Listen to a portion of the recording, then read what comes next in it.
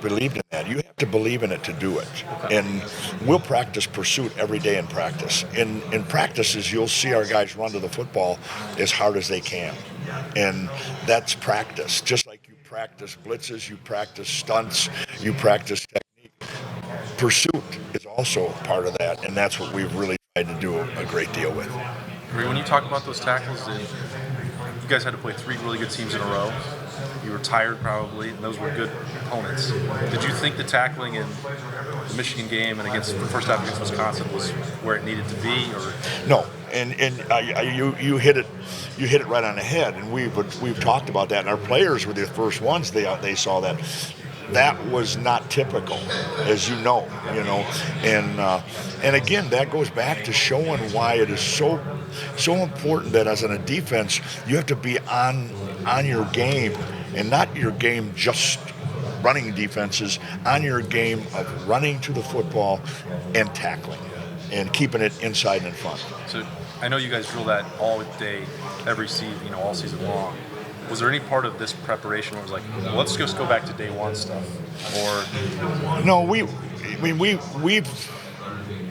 done like we do every week. We do the exact same things. In fact, like we'll do pursuit drill to start out every work week, and we do the same thing. And that's our kids. They'll watch the tape and they'll say to somebody, "You got to run to the ball more," or we'll point out and you'll see where the whole team is running to the football, where you don't find that on other teams, and that's been a really big thing for us. Well, you guys at times, I guess mostly on third downs, have gone to 2 safeties at times, right, on obvious passing downs. What causes you in those moments to decide we're going to do that and do that with 2 safeties? Well, just as a variety, as a different way. You can't do the same thing every time when you're playing equal teams. So you have to give them some kind of variation, and that's why we do that. So, and I always preface this by saying, talk to me like I'm an idiot, but maybe I don't have to preface that. You just know I'm an idiot. They have good receivers. They have a good quarterback. You guys have great corners. But I would maybe wonder in a game like this, would you want 2 safeties on the field more so you could give maybe a little more help on both sides of the field rather than just having Jordan back there? Is that, against a great passing team, would you lean more to a double safety look, or am I looking at it the wrong way? Well, always remember, when you put 2 safeties back there, you're taking a run defender out of the game. Yep. So now are you going to be softer on the run to do something in the back end? It's give or take. So it's a give and take, and that's the thing you've got to understand. I think that you've got to be able to do both to be able to, when a team has a strong running back like they have a strong running game, and they also have the ability to throw the football. You can't stay in one thing all the time, but you have to know what is better versus what. Right. And you got to mix it up. When you guys have played 2 safeties at times, it seems like when you do that, you'll walk Jordan down, I think, to get another body in there. What do you think of the few snaps he's gotten sort of playing more in the box as opposed to deep middle? Really good. I think he's going to have a future in the next level being down in the box more. He's such a great player. He's such a great young man. He's so smart that I really believe that that's where he'll end up being, that kind of guy. And so he's a natural doing that. You guys have played multiple guys in that second safety spot when you've gone to that look. Where are you right now with that? Is it Josh Proctor? Is it Proctor? It's Proctor. It's Sean Wade. It's we've got 3 guys that can do it at any time. So we do have the people to be able to do that. And just trying to put this in context for fans who follow Ohio State fans who have followed you guys all year, we know probably when you face Penn State, that might have been the best receiver group you had faced to that point. And we know how good the Michigan receivers were. Maybe they were the best group to that point. Can you just put context to this Clemson passing game so fans can understand how good it is? I would describe to them as this is by far the best passing game you guys have faced. No question. I think a couple of things. One, the receivers have such great length. They're not your 5'10", 5'9" receivers. They are 6 something, and they play that way. They also, the one thing that sticks out to me watching them on film that they do a great job of is when the ball is in their area, they catch it, they secure it.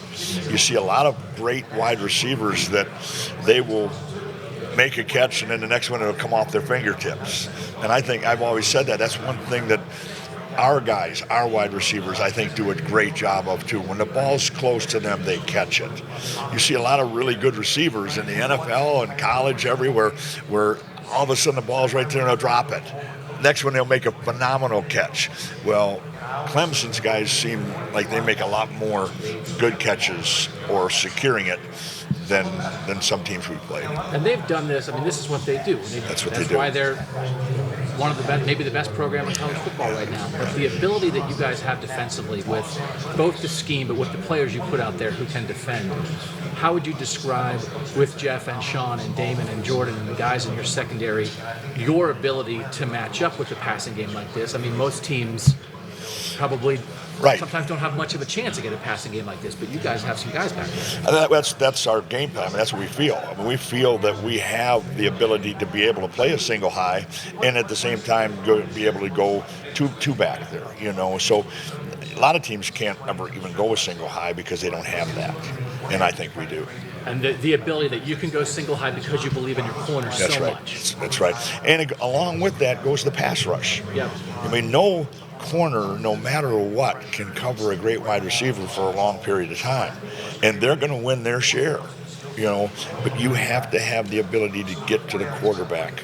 And when that happens, then the combination of both help you become successful. And an obvious, again, a stupid question, and I just asked Chase the same thing, but when you have a pass rusher like that against a great passing game like this, if Chase is great in this game, and then whether that's getting sacks or opening opportunities for your other guys, how much of an impact can a guy like Chase Young have on a game against a passing game like this? I mean, that's why if you look in the NFL, who are the top draft guys? Pass rushers.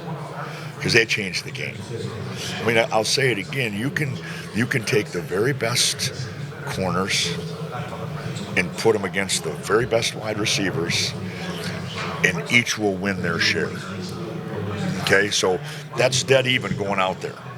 Now, what changes that? Well, a guy like Chase Young, either he gets there or has great ability to impact the throw, or his buddies playing next to him get there because they're going to do something with him. So, I mean, you got to have both. You got to have both. And then at the same time, you better be able to stop the run when you're doing it, or the team will just say, okay, fine, you're going to take this away and we're going to run it all day against you. I mean, there's a lot of little things that go with this, and you know, we're very fortunate. We have a tremendous group of young men. I can't say it enough. I mean, our meeting room and our players, I mean, they come in every day ready to go.